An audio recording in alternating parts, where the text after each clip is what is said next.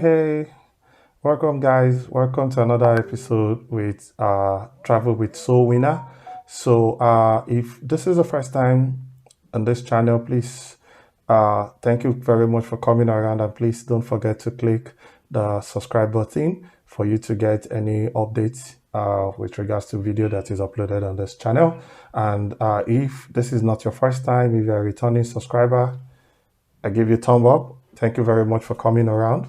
Uh, in the last episode, I talked about the proof of fund and what you need to know with regards to the proof of fund for your application to Finland on study basis. So today I want to quickly dive into what are the requirements for you. Perhaps you are moving with a dependent to study in Finland. So, like I mentioned earlier, if you're coming to study in Finland and you want to come with your dependent, remember the definition of dependent means your spouse or your registered partner or a child that is under 18 years old. And I know once in a while as well, there are consideration for your parents as well who are dependent on you. Okay, so what are the financial requirements that you will need to have in order for you to be able to get them to come with you or to come and meet you in Finland while you are studying? Okay, so I'm giving you this information directly from migri.fi. Migri is the website, is immigration.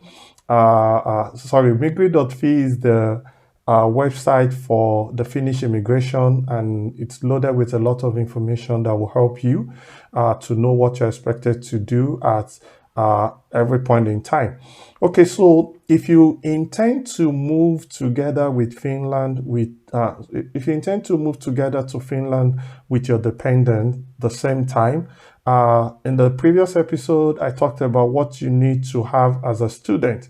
So this time around now, what I'm going to be talking about is going to be in addition to what you need to have as a student. So remember, as a student, you're expected to have 560 euro every month as your proof of fund to show that you are able to take care of yourself in Finland, which translates to 6,720 euro that you're expected to have every month. So in addition to you, maybe your spouse is coming with you. So what that means is that you're expected to have 560 euro every month, and your spouse is expected to have 700 euros every month. 700 euros every month. So that translates to the fact that per annum you're expected to have 6,720 euro, and your spouse is supposed to have 8,400 euro. So when you add the two together, it gives you an idea of how much you are expected to have as your proof of fund.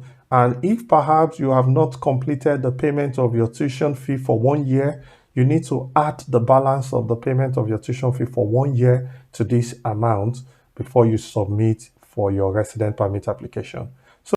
So guys, as you can see, you're expected to have 6,720. Your spouse is expected to have 8,400 euro every month. And if you add these two together, it gives you 15,120 euro. And that is what you're expected to submit as your proof of fund, including your tuition fee balance. Perhaps you have not completed the payment for first year. Okay, so let's take it further. Maybe you have a child. You have one child that's accompanying you and your spouse to Finland to come and study. So on that child, you're expected to have 500 euro every month. And on this 500 euro, if you multiply it by 12, it equals to 6,000 euro. So what that means is that your proof of fund for you, your spouse, and that one child is going to be 6,720 plus 8,400 plus an additional 6,000 euro, as you can see on the screen, saying it equals to 21,120 euro. So for you, your spouse, and your one child, you're expected to have that amount. So let's assume you have additional child again. Maybe you have two children.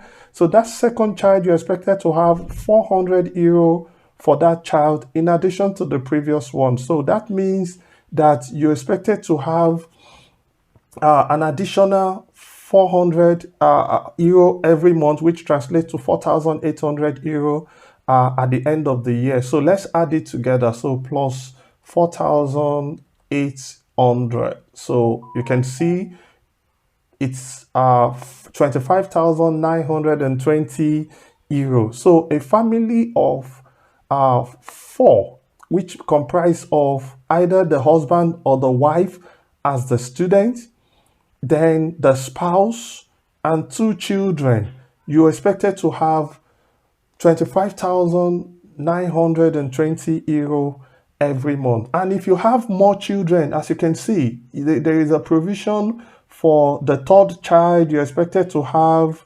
300 euro every month, which amounts to 3,600 euro. So just add it to the previous one.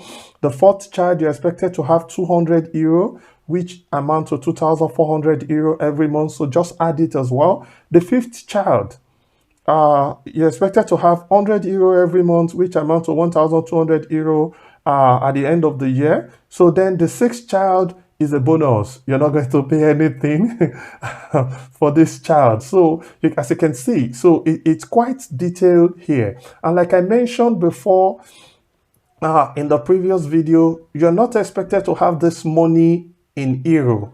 You're expected to have it in your local currency, but it must be an equivalent of this amount that you're seeing here. Okay, so and there are a lot of questions as to, oh, can I have this money in my spouse account? Can I have it in the main student account? The truth of the matter is that for students, please keep the money in the account that bears your name. But for every member of the family, spouse and the children, you could either have it in the account that bears the name of the student or the one that bears the name of the spouse. So either of the two. And also either the student or the spouse can apply for resident permit on behalf of the children who are less than 18 years. Remember, for any child to be your dependent, that child had to be less than 18 years. So, and like I mentioned in the previous video, please, you have to have this money in your account statement, which you're going to print 3 months. And you're expected to also provide the source of the money, how you came about the money, because Finnish immigration is very, very particular about how you came about the money. They don't want money from drugs. They don't want money from money laundry. They don't want any money that you cannot explain its source. Okay, so having said all this, I'm going to explain in details in the next episode what are the required documents to back up the source of your money, because it's very, very important. Like I mentioned earlier, you need documents to back up the source of your money. So in the next video, I'm going to talk about this in details. Thank you very much for watching, and see you in the next video.